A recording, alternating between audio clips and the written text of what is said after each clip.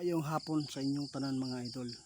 Daghan karon ang nangutana sa atong amigo. Tubagon lang nato basin og magtampo.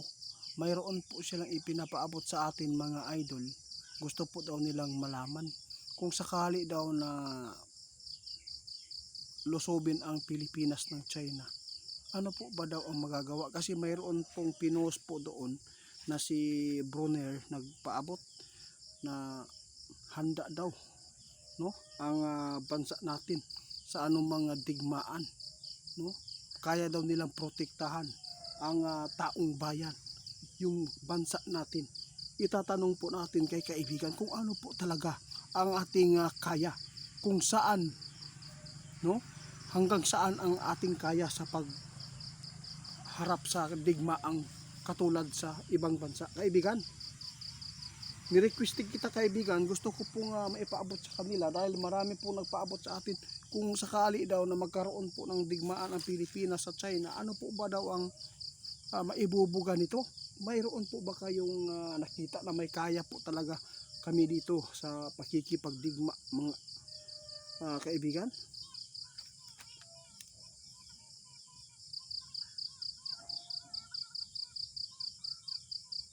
Grabe mga idol, tinatawanan tayo ng ating kaibigan dito. Sabi ng ating kaibigan, ano po ba ang maibubuga ninyo? Kawawa naman daw tayo mga idol. Magaling lang ang Pilipino, yung mga purya lang sa mabuti ha. Magaling lang kayo sa nakawan, droga, yun. Magaling lang daw kayo sa droga, yung ganyan na mga kilos nyo dyan. Kapag yan po ang itatanong, sigurado mananalo tayo sa nakawan dito, sa korupsyon. Pero kung digmaan, iwan ko lang kung tatagal po ng 2 linggo. Ito po ang sabi ng ating kaibigan, kawawa. Grabe ka naman kaibigan, minamaliit mo naman talaga ang Pilipinas kaibigan. Nako, tama ka, tama. Ano po ba ang maibubuga natin mga idol?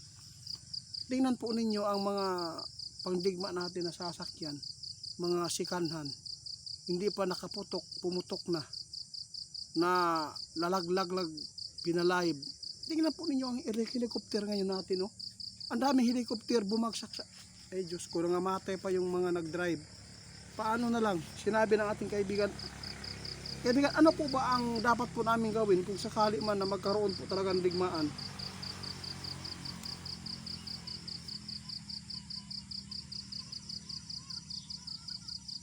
Tama.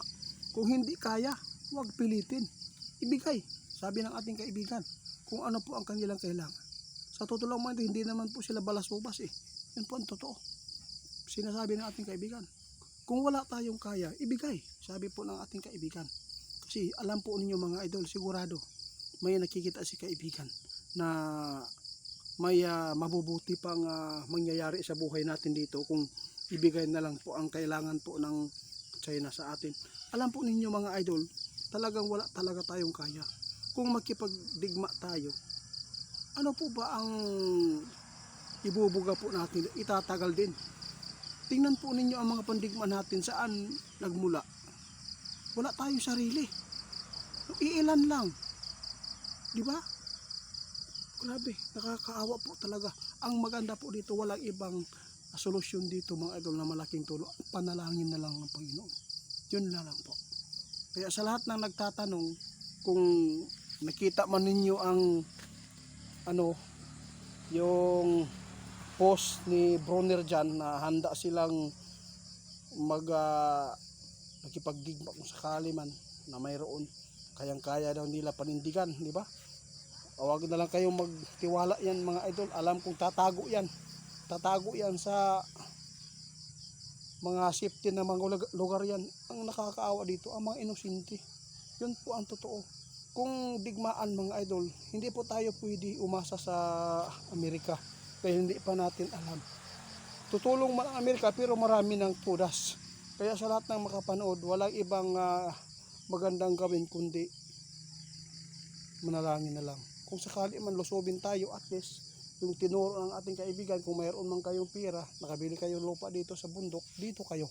Kasi unahin po talaga ang mga infrastruktura mga idol na titirahin po doon sa Luzon, Manila.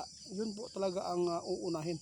Kasi saan ba tayo kumukuha ng mga langis, mga yun, para maghirap tayo. Kaya hindi na po natin kailangan makipagdigma. Mas maganda pa hanggat may pag-asa pa na maiayos ito.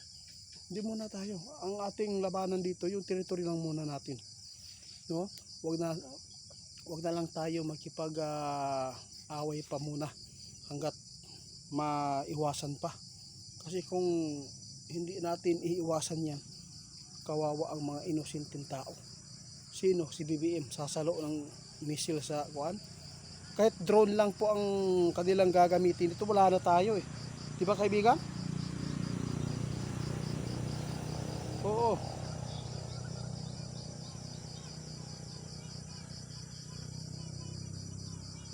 Salamat.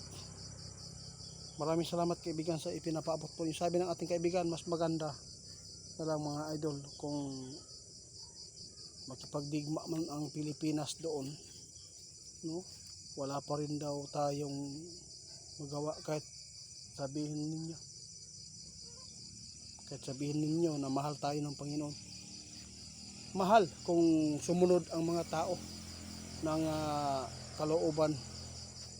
Pero nakita natin puro krimen eh. Patawad mga idol, wala tayong magandang naipaabot.